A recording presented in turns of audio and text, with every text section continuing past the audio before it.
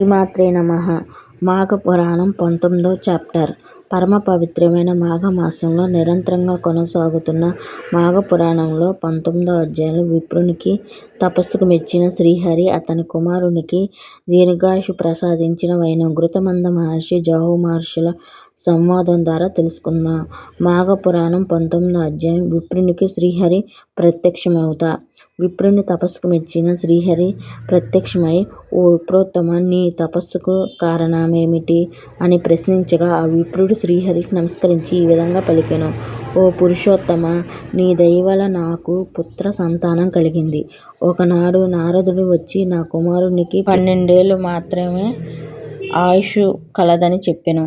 నా పుత్రునికి దీర్ఘాయుష్షు కోరిక నేను తపస్సు చేశాను అని పలికాడు. విప్ర దంపతులకు గత జన్మ వృత్తాంతాన్ని వివరించిన శ్రీహరి. అంత శ్రీహరి ఆ విప్రుడితో, నారదుడు చెప్పింది నిజమే. నీవు కుమారుడికి 12 సంవత్సరాల గండం ఉంది. అందుకు కారణం నీ భార్య చేసిన పాపం. అదేంటో చెప్తున్నాను వినుము.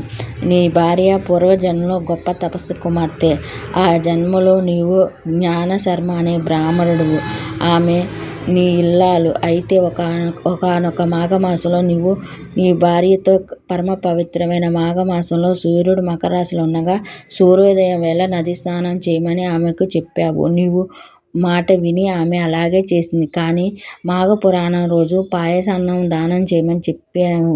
నీ మాట ఆమె ధిక్కరించింది. మాఘవ్రతం ఆచరించిన పుణ్యం కారణంగా మీరు ఈ జన్మలో కూడా దంపతులుగా జన్మించారు.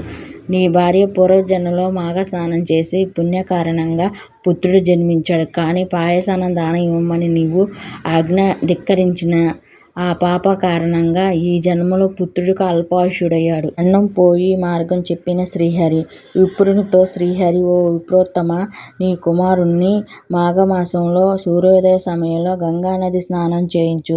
దానితో అతని గండం తొలగి దీర్ఘాయుష్యుడవుతాడు. మాఘ స్నానంలో ఎలాంటి పాపాలైనా ఎలాంటి గండాలైనా తొలగుతాయి. స్త్రీలైనా పురుషులైనా బాలులైనా వృద్ధులైనా మాఘమాసంలో మాఘ స్నానం చేసి మాఘవ్రతాన్ని చేసిన వారి శ్రీహరిని పూజించి ఆరోగ్యం, సంపదలు, పుత్ర పౌత్రాదులతో వంశాభివృద్ధి కలుగుతుంది. మాఘ స్నానంతో పాపాలన్నీ తొలగుతాయి. రోగాలు పోతాయి. ఆరోగ్యవంతులు అవుతారు. వృద్ధులు వైకుంఠ ప్రాప్తిని పొందుతారు. దరిద్రులు ధనవంతులవుతారు. ఒక మాటలో చెప్పాలంటే ఎవరు ఏ కోరిక కోరితే ఆ కోరిక తీర్చి ముక్తిని ఇచ్చే సాధన మాఘ స్నానం. కావున ఆలస్యం చేయకుండా నీ పుత్రుడిని గంగానది స్నానం చేయించు అని చెప్పి శ్రీహరి వెళ్ళిపోయాడు. విప్రునికి తొలగిన గండం. శ్రీహరి ఆదేశం మేరకు విప్రుడు తన కుమారుణ్ణి మాఘమాసంలో గంగానదిలో స్నానం చేయించి అతని చేత మాఘవ్రతాన్ని చేయించాడు. మాఘవ్రత మహిమతో ఆ బాలునికి మరణ భయం నశించింది. అతడు చిరంజీవి అయ్యాడు. ఘృతమంద మహర్షి జాహుతో ఈ కథ చెప్పి, ఓ జాహు, మాఘ స్నానంతో చిరంజీవి అయిన పుత్రునితో ఆ విప్ర దంపతులు చిరకాలం సుఖంగా జీవించారు. కొన్ని రోజులకు ఆ విప్రుడు యోగ అభ్యాసం చేత శరీరాన్ని విడిచి విష్ణులోకాన్ని పొందాడు. అతని భార్య కూడా అతన్ని అనుసరించింది. చూసావుగా, మాఘమాసం మాధవునికి అత్యంత ప్రీతి పాత్రమైనది. యజ్ఞాది కర్మలు చేసిన ఫలాన్ని ఇస్తుంది.